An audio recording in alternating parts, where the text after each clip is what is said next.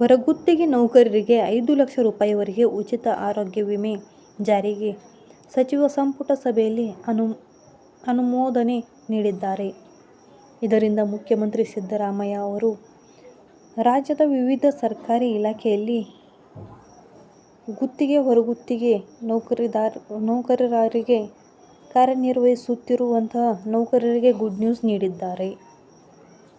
ಮುಖ್ಯಮಂತ್ರಿ ಸಿದ್ದರಾಮಯ್ಯ ನೇತೃತ್ವದಲ್ಲಿ ನಡೆದಂಥ ರಾಜ್ಯ ಸಚಿವ ಸಂಪುಟ ಸಭೆಯಲ್ಲಿ ಸರ್ಕಾರಿ ಇಲಾಖೆಗಳಲ್ಲಿ ಗುತ್ತಿಗೆ, ಹೊರಗುತ್ತಿಗೆ ಮತ್ತು ಗೌರವಧನದ ಆಧಾರದ ಮೇಲೆ ಕೆಲಸ ಮಾಡುತ್ತಿರುವ ಸುಮಾರು 3 ಲಕ್ಷ ಸಿಬ್ಬಂದಿಗಳು ಮತ್ತು ಅವರ ಅವಲಂಬಿತರಿಗೆ ಸುವರ್ಣ ಆರೋಗ್ಯ ಸುರಕ್ಷಾ ಟ್ರಸ್ಟ್ ಮೂಲಕ ವಾರ್ಷಿಕವಾಗಿ 5 ಲಕ್ಷಗಳವರೆಗೆ ನಗದು ರಹಿತ ಆರೋಗ್ಯ ಯೋಜನೆಗೆ ಸಚಿವ ಸಂಪುಟ ಒಪ್ಪಿಗೆ ನೀಡಿದೆ.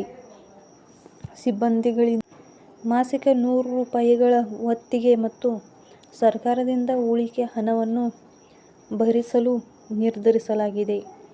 ಆರೋಗ್ಯ ಮತ್ತು ಕುಟುಂಬ ಕಲ್ಯಾಣ ಇಲಾಖೆ ಅಡಿ ರಾಜ್ಯದ ದುರ್ಗಮ ಪ್ರದೇಶದ ಸಂಪರ್ಕ ರಹಿತ ಪ್ರದೇಶಗಳಿಗೆ ಪ್ರಾಥಮಿಕ ಆರೋಗ್ಯ ಆರೈಕೆ ಸೇವೆಗಳನ್ನು 15.97 ಕೋಟಿಗಳ ಅಂದಾಜು ವೆಚ್ಚದಲ್ಲಿ ಅನುಷ್ಠಾನ ಮಾಡಲು ಸಚಿವ ಸಂಪುಟ ನಿರ್ಧರಿಸಿದೆ. ಇದು ರಾಜ್ಯದಲ್ಲಿನ ಪ್ರಾಥಮಿಕ ಆರೋಗ್ಯ ಸೇವೆಗಳನ್ನು ನೀಡಲು ಸಂಚಾರಿ ಆರೋಗ್ಯ ಘಟಕಗಳನ್ನು ಎಂಎಎಚ್ಯು ಅನುಷ್ಠಾನಕ್ಕೆ ನಿರ್ಣಯ ಮಾಡಿದೆ. ಇಂತಹ ಮಾಹಿತಿಗಾಗಿ ನಮ್ಮ ಚಾನೆಲನ್ನು ಸಬ್ಸ್ಕ್ರೈಬ್ ಮಾಡಿ, ಬೆಲ್ ಬಟನ್ ಕ್ಲಿಕ್ ಮಾಡಿ. Thank you for watching.